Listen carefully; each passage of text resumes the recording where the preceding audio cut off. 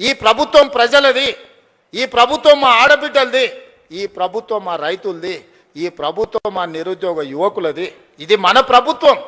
మంచిగా చేసుకుందాం. పోలీసు నియామకాలు 5,000 పరీక్షలకు నేను ఇవాళ 5,000 ఖాళీలకు నేను నోటిఫికేషన్ ఇస్తే ఈరోజు గతంలో ఇవ్వకపోతే ధర్నాలు ఉండేవి, ఇప్పుడు ఇస్తే ధర్నాలు చేస్తున్నారు. ఇది ఎక్కడో. గతంలో మెట్రో కట్టమని మనం అనేది, ఇప్పుడు మెట్రో కట్టొద్దని వాళ్ళు అంటారు. గతంలో మూసిని ప్రక్షాళన చేయమని మనం అనేది, ఇప్పుడు మూసి చేయడానికే వీల్లేదంటారు. గతంలో రీజనల్ రింగ్ రోడ్ కట్టండి అని వేయండి అని మనం అనేది, ఇప్పుడు వద్దంటారు. ఏది చూసినా వద్దో వద్దో వద్దో అని ఒర్లువోతుల్లాగా తయారైన. మీరు ఒర్లినా పొర్లుడు దండాలు పెట్టినా, మీరు ఎండ్రిని దాగి బాయిలో దుంకినా ఇవన్నీ పనులు చేస్తా. మీరందరూ నిండు మనసుతో ఆశీర్వదించండి. ఈ ప్రభుత్వం మీది. ఈ ప్రభుత్వాన్ని కంచేసి కాపాడుకున్న బాధ్యత మా రైతాంగ సోదరులదే. ఇలా ఏం చేయకపోయినా మీ భార్య భర్తలు మాట్లాడుకునేది అయితే ఇంటలేమా, ఓటు ఎక్కువనో ఓటు తక్కువనో ఇచ్చినాం. కానీ మీ సంసారంలో సిచ్చు పెట్టే కేసీఆర్ లాంటి తప్పుడు పనులు మాత్రం చేయదలుచుకోలేదు. మళ్ళీ వచ్చిర్రా. ఇక చివరికి భార్య భర్తలు మాట్లాడుకునే స్వేచ్ఛ కూడా ఈ రాష్ట్రంలో లేకుండా పోతుంది. అట్లాంటి వాళ్ళని మళ్ళీ రానిచ్చే సమస్యనే లేదు. చాలా మంది దీంట్లో అరుంధతి సినిమా ఎంతమంది చూసిండ్రా? చేతురి ఆ పశుపతిని బంధించిర్రా? గట్లనే ఫామ్ హౌస్లో బంధించిన పశుపతిని మళ్ళా గొలుసులు తెచ్చేది లేదు. అరుంధతి సినిమాలో రాక్షసుని ఎట్లయితే బంగళాల బూతు బంగళాలు వేసి బంధించినమో, ఈ రాక్షసుని కూడా ఫామ్ హౌస్లో గొలుసులు వేసి మా రైతులు బంధించారు. బయటికి రానిచ్చేది లేదు. ఇక గదే జైలు, గదే మొత్తం. అంతేనా? సిద్ధమే కదా? మరి గట్టిగా సపట్లు కొట్టురు. ఇక బట్టనా నమ్మకం వచ్చిందా నీకు? నమ్మకం. రేవంత్ రెడ్డి అనే లుచ్చగాడు గతంలో మన ఎమ్మెల్యేలను కొన్నప్పుడు కాదు, ఆయన తిట్టాలని తిడతలే నేను. ఇప్పుడు నువ్వు లుచ్చ పని చేస్తే లుచ్చగాడే అంటారు. నువ్వు మా ఎమ్మెల్యేలను కొనుక్కుంటా 50 లక్షల రూపాయలతో దొరికిపోయిన దొంగవు. మరి నీ ఫోన్ ఏమన్నా చూసిరేమో? నాకేమెరక, ఎవరికేమెరక? మంత్రులకు. పోలీసు వాళ్ళ పని పోలీసు వాళ్ళు చేస్తారు. దొంగలు ఎవడు పట్టుకుంటాడే? పోలీసు వాళ్ళు. వాళ్ళు చేస్తే పని వాళ్ళు చేస్తారు. మధ్యలో మాకేం సంబంధం? ఎవరికి సంబంధం? లుచ్చ పని చేస్తే పట్టుకొని లోపలేస్తారా ఎరా? మరి అదేదో పెద్ద స్వాతంత్ర పోరాటానికి పోయినట్టు నన్ను జైల్లో దోమలు కుడుతుండే ఎరికేనా అని మాకు అసెంబ్లీలో చెప్తుండే. మరి జైల్లో దోమలు కాకపోతే ఏముంటాయి? దోమలు బల్లులు ఉంటాయి. ఈయనకు దోమలు బల్లులు కాదు, ఈయనకు తొండల పిచ్చున్నది బాగా. నా డౌట్ అయితే వీళ్ళ నాయన కూడా చిన్నప్పుడు వీళ్ళ తమ్మునికి ఏమో కొండలరెడ్డి అని పెట్టిండు, వీని పేరు తొండలరెడ్డి అని పెట్టిండు. అందుకే మీరు చూడుర్రి మాట్లాడితే, అరే నువ్వు గవర్నమెంట్లో ప్రభుత్వాధినేతవు, ముఖ్యమంత్రివి, పని చేయరా అయ్యా అంటే నీ లాగుల తొండలు ఇడుస్తా. నువ్వు గట్టిగా అడిగినావు, ఏమైనా నెలకు 2,500 ఏడవా నీ మహిళలకు ఇస్తా అంటివి కదా, ఆడోళ్ళకి ఇస్తా అంటివి కదా అంటే నీ గుడ్లు వీకి గోటిలాడతా. రైతులకు రుణమాఫీ చేయకపోతే ఏమయ్యా అంటే నీ మెడల పేగులు వేసుకుంటా. ఇక ఈ సిపాయి ఇప్పుడు హార్వర్డ్ పోతున్నాడు. హార్వర్డ్ పోయి ఆడేం చేస్తాడు? వాళ్ళకు కూడా నేర్పించేస్తాడో ఏం పాడు ఇవన్నీ. అమెరికా వాళ్ళని కూడా బ్రష్ పట్టించి వాళ్ళకు కూడా అడ్డమైన భాష నేర్పించి, లేకపోతే ఇంగ్లీష్లో మాట్లాడతాడేమో. In your trousers big lizards అంటాడేమో.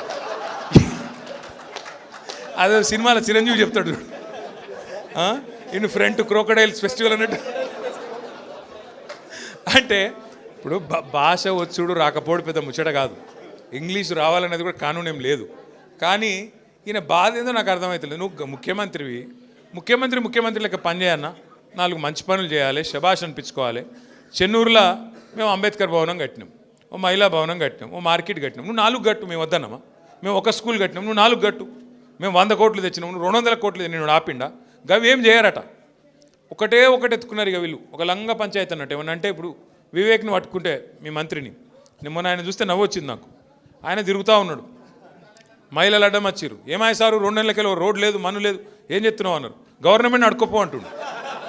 నువ్వేరా గవర్నమెంట్ నాయనా, నువ్వే మంత్రివి, నువ్వే గవర్నమెంట్, మర్చిపోయి నువ్వు అంటే. ఇంకా కేసీఆరే ముఖ్యమంత్రి ఉన్నాడు, ఇంకా సుమనే ఎమ్మెల్యే ఉన్నాడు, వాళ్ళని అడుకోపోరు అన్నట్టున్నది.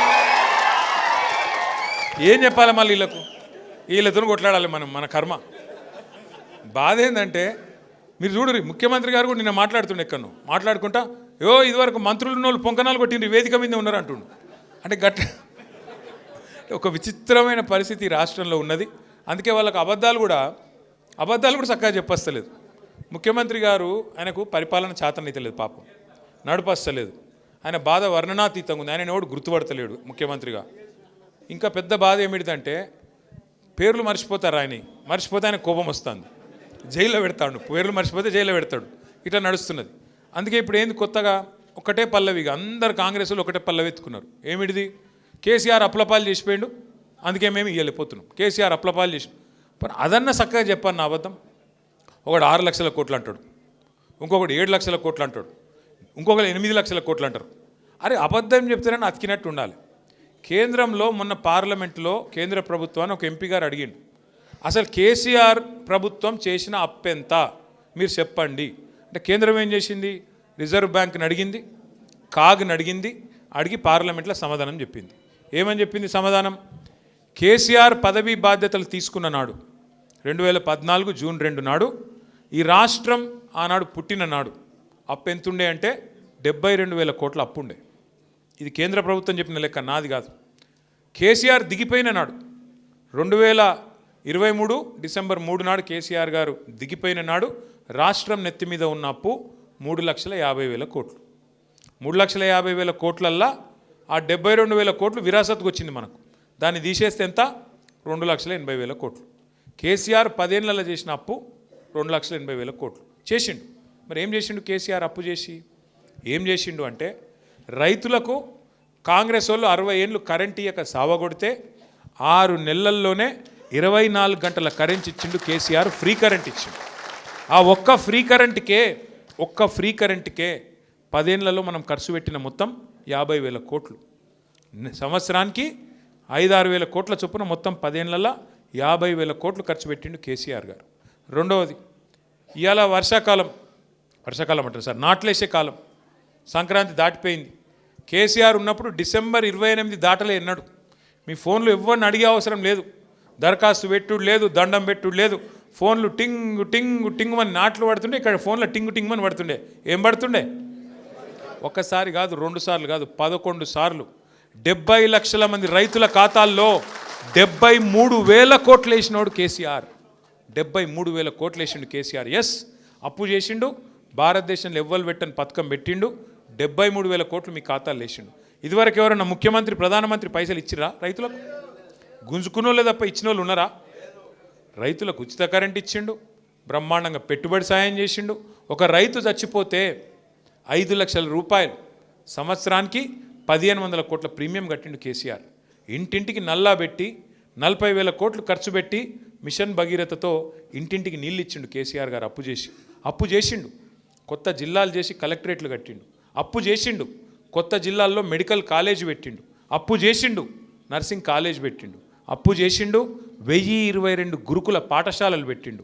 అప్పు చేసిండు. మీ జైపూర్లో విద్యుత్ కేంద్రం కట్టిండు. అప్పు చేసిండు కేసీఆర్.